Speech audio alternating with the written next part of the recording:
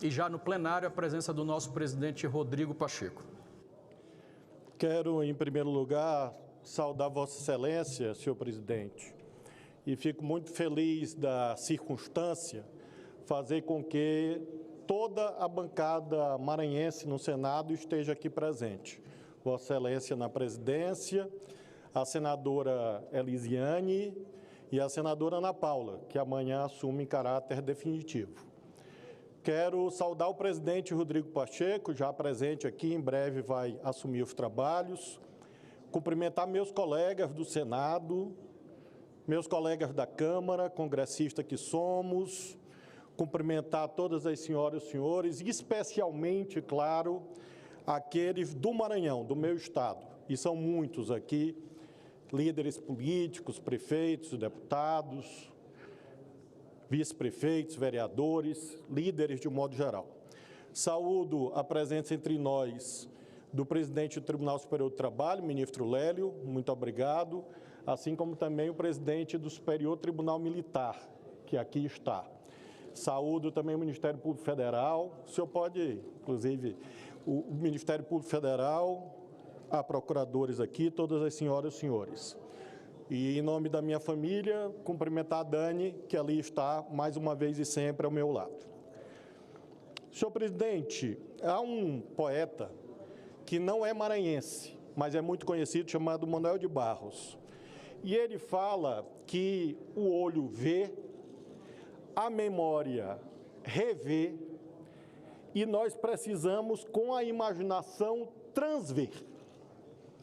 Esse poeta, senador Trádio, nasceu no seu estado e foi radicado no Mato Grosso do Sul. Ele é conhecido como poeta pantaneiro. E por que eu começo com essa evocação? Porque nós temos aqui um paradoxo. Eu não vou fazer um discurso sobre os 18 anos, senador Everton. Não vou fazer um discurso de rever, mas farei um discurso de transver, um discurso voltado ao futuro, voltado a um convite à reflexão coletiva acerca dos rumos do nosso país. Transver, na dicção do poeta, significa ver além. E nós sabemos bem que a nossa realidade, os nossos contextos, são marcados por múltiplos desafios. E nós precisamos saber e responder como nós vamos superar tais desafios. Eu venho, paradoxalmente, senhoras e senhores, aqui, fazer uma profissão de fé na política. No momento exatamente em que dela me despeço, quero reiterar a minha total confiança, a minha total crença de que não há bom caminho para o Brasil fora da política. Nós precisamos de uma política forte. E nós só teremos uma política forte com políticos credenciados a exercer a liderança que o Brasil exige. Nós precisamos, senhor presidente Rodrigo Pacheco, retomar a ideia de deveres, deveres patrióticos, deveres cívicos. Nós não podemos sucumbir à espetacularização da política. Um bom líder político jamais pode ser um mero artefato midiático submetido à lógica dos algoritmos. Um bom líder político tem que ter causas, causas que definam o seu lugar. Porque se ele for um mero artefato midiático, se ele for submetido exclusivamente à lógica das redes, é claro que ele não estará exercendo o papel de liderança necessário à construção do futuro. Nós precisamos de ter causas para ter identidade. E me parece, senhoras e senhores, nessa hora derradeira que aqui estou nessa tribuna, que nós precisamos iluminar as causas primaciais para encontrar os caminhos necessários ao Brasil. Não me parece que a política brasileira, presidente Pacheco, possa contornar o tema das desigualdades sociais. Nós temos uma tendência posta na conjuntura em que uma parte do Brasil vive no século XXI e a outra parte do Brasil vive no século XIX. Eu não consigo conceber a política sem tratar das mudanças climáticas, porque os fenômenos climáticos extremos se multiplicam nas nossas esquinas, nas nossas cidades. E menciono também a guisa de exemplo do que chamo de causas definidoras do lugar da política. O tema da tecnologia, da internet, da inteligência artificial. Nós estamos numa conjuntura em que, de modo contra-utópico, pessoas podem sobrar. Nós estamos numa conjuntura em que ferramentas podem não apenas apertar parafusos, mas máquinas, ferramentas podem fazer leis, podem fazer sentenças, podem fazer petições, podem escrever matérias jornalísticas, podem escrever poesia, podem compor romances, podem substituir os grandes artistas da alma brasileira. E chamo isso de contra-utopia, porque isso significará a negação do papel fundamental do homem, da mulher, na construção do seu próprio destino. Esses temas e outros tantos demandam soluções, e essas soluções não virão por geração espontânea. E por isso que faço hoje essa profissão de fé na política. Só é possível consertar consertando. Só é possível consertar com S e consertando com C. Só é possível encontrar caminhos, senhor vice-presidente veneziano, se e somente se a política cumprir o seu papel insubstituível. Nós vemos, infelizmente, senhoras e senhores, uma tendência em larga medida ao esvaziamento da política em nível global. Nós estamos vendo a crise do sistema ONU, a sua baixa eficácia, a sua baixa operabilidade no enfrentamento das conjunturas que levam à multiplicação de tragédias humanitárias e de conflitos bélicos. Nós estamos vendo também, no âmbito interno de cada país, transferências de processos decisórios da política para outros espaços de poder.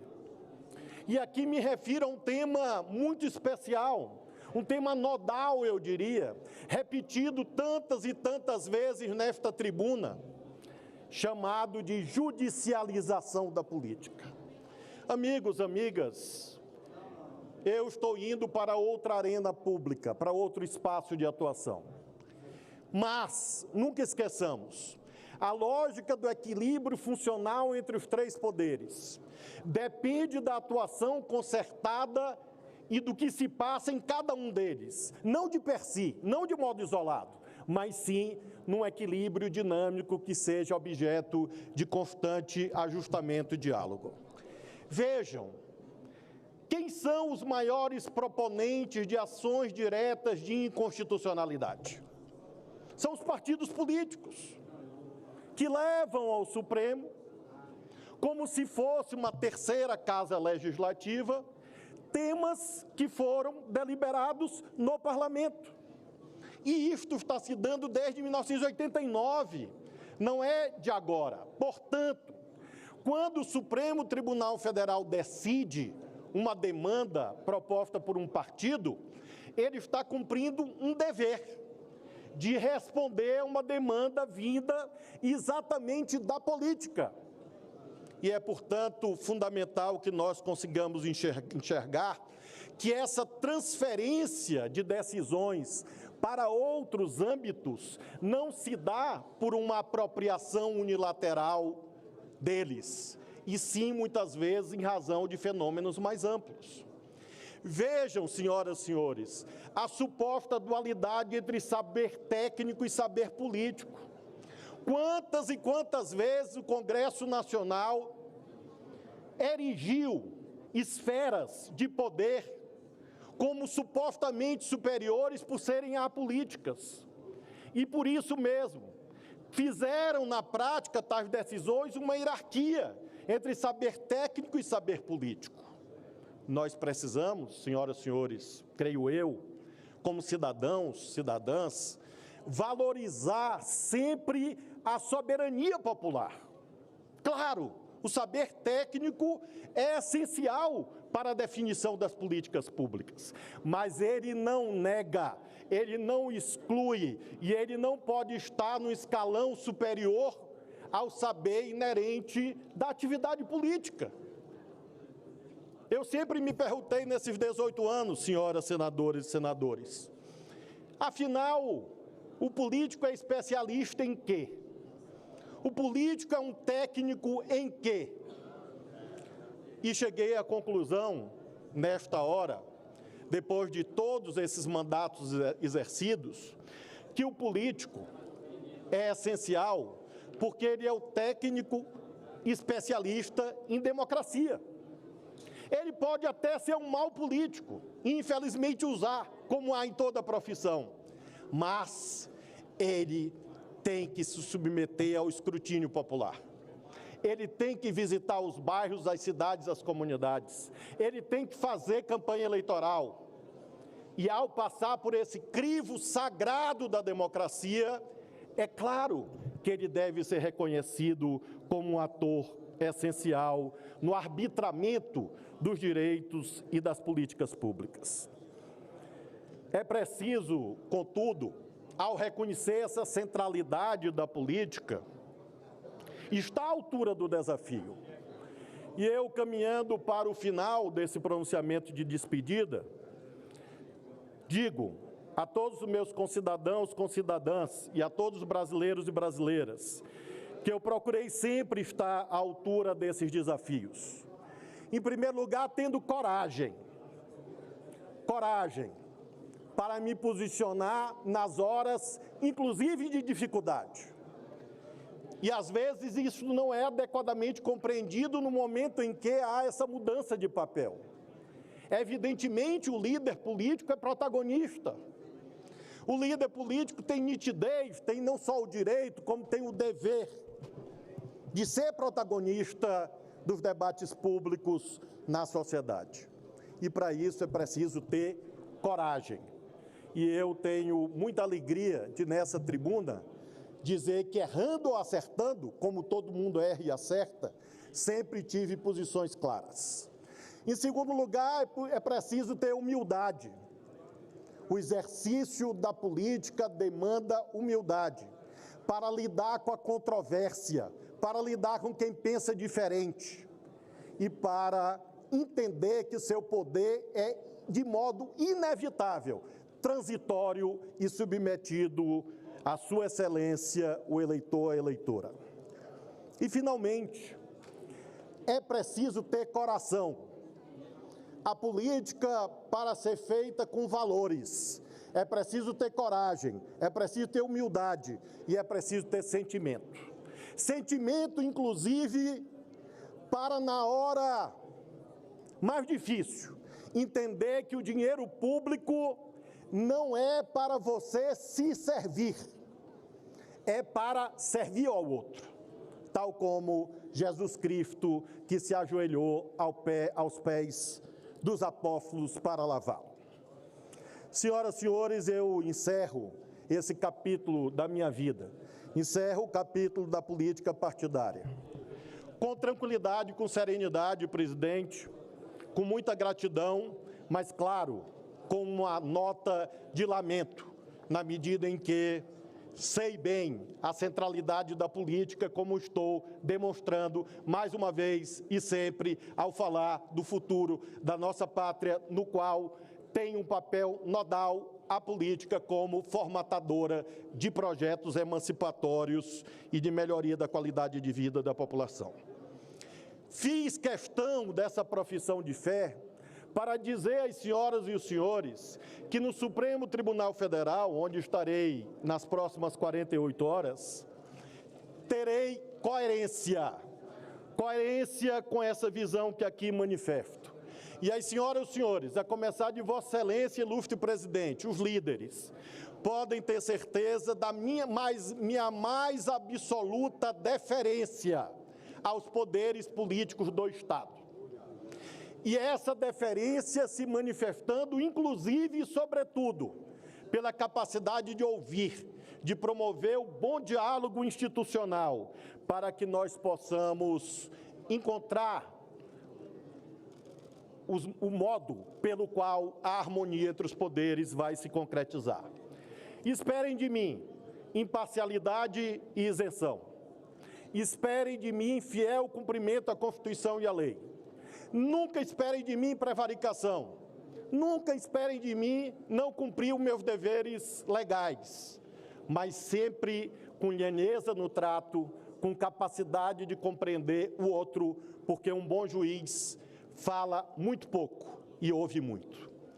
Eu quero, senhor presidente Rodrigo Pacheco, reiterar 3 compromissos fundamentais aqui. Agir no Supremo com respeito à presunção à constitucionalidade das leis. Agir no Supremo com respeito à presunção da legalidade dos atos administrativos. E agir no Supremo de modo consentâneo com o princípio da presunção de inocência. São 3 pilares axiológicos fundamentais que estou aqui reiterando perante a nação brasileira por essa casa representativa, para que possa consignar mais uma vez e sempre o meu agradecimento ao Senado Federal pela aprovação para poder, daqui a 48 horas, assumir o Supremo Tribunal Federal. Eu agradeço especialmente, senhor presidente, a Vossa Excelência, presidente Rodrigo Pacheco. Sem dúvida, um dos homens públicos mais qualificados do nosso país. E eu tive a honra de, com brevidade, servir a nossa nação sob a sua presidência. Vossa Excelência honra as melhores tradições de Minas Gerais. Vossa Excelência é um orgulho do seu Estado. E Vossa Excelência é um político fundamental para o Brasil. Já lhe disse isso em várias ocasiões.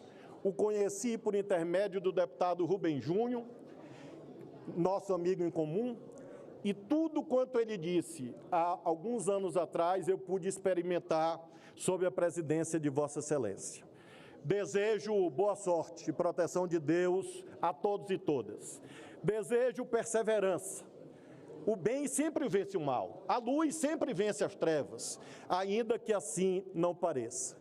Eu quero saudar a chegada do ministro André Fufuca, que integra a bancada do Maranhão e é hoje ministro de Esporte, assim como saúdo o ministro Celso Sabino, ministro do Turismo. Eu finalizo com a mensagem ao Maranhão. O Estado que tudo me deu família, me deu filhos, me deu amigos, me deu sabedoria, me deu estudo, me deu conhecimento, me deu experiência. E me deu milhões de votos, em todas as eleições que eu tive a honra de disputar. O povo do Maranhão nunca faltou. E sucessivamente eu fui deputado federal, 2 vezes governador eleito e reeleito em primeiro turno e senador da República.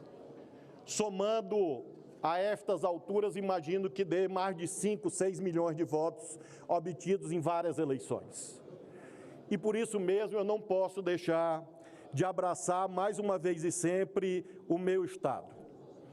Lembrando do nosso poeta maior, um dos maiores do Brasil. E esse poema dele está na minha cabeça há vários meses, desde que o presidente Luiz Inácio Lula da Silva formulou a indicação para eu ser apreciado pelo Senado. Não sei exatamente por quê, mas a canção do exílio de Gonçalves Dias sempre esteve presente de novembro até esse momento. Talvez porque seja uma canção de saudade. E, sobretudo, nesse momento, aqui nessa tribuna, olhando todas as senhoras e os senhores, é claro que o sentimento principal que eu tenho é de muita saudade. Não sei se Deus me dará a oportunidade de estar novamente na tribuna do Parlamento, no Senado ou na Câmara.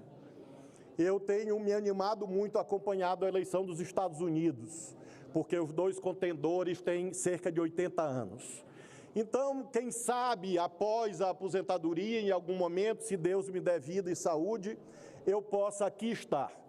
E desejo que todas as senhoras e os senhores estejam, do mesmo modo, ainda que alguns tenham uma certa impossibilidade aritmética, mas eu desejo que Deus seja generoso para que, quem sabe, esteja presente aqui alguém que compartilhará desse momento daqui a algumas décadas. Não sei se o povo do Maranhão me dará essa oportunidade. Por isso, considero que é a última vez, que, portanto, tem essa nota de lamento, essa nota de exílio, que Gonçalves Dias imprimiu ao dizer que minha terra, a terra dele, a minha terra, tem palmeiras onde canta o sabiá. Então, olhando dessa tribuna, olhando esses 18 anos, olhando o Maranhão, olhando o Brasil, eu tenho essa imagem na cabeça. A imagem das palmeiras de Babaçu do Maranhão, do canto dos pássaros do Maranhão. E faço, pela derradeira vez, uma invocação, que acho essencial para que um juiz faça. Porque o juiz fazendo essa invocação é uma prova cabal de crença na democracia. Max Weber diz que ser político é como bater com um prego em tábuas duras.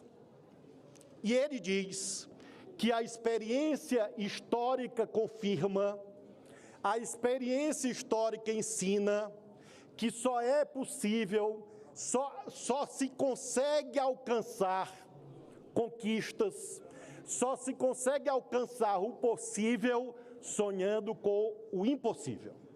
A política é o lugar desse trânsito, em que o impossível se torna tangível, em que o improvável acontece. Por isso eu quero lhes dizer, com muito respeito, que vai aqui uma nota de inveja. Eu invejo as senhoras e os senhores que permanecerão na política. É uma vida cheia de intempéries, cheia de aventuras, cheia de peripécias, cheia de incompreensões às vezes, mas é uma vida marcada por sonhos, pela esperança, pelo desejo de perfurar aquela tábua dura que é o material inerente à realidade, mas que, ao conseguirmos, fazemos com que a história se movimente na direção, no nosso caso, de cumprimento da Constituição. Senhor presidente, essa é a tribuna mais alta que um político pode almejar.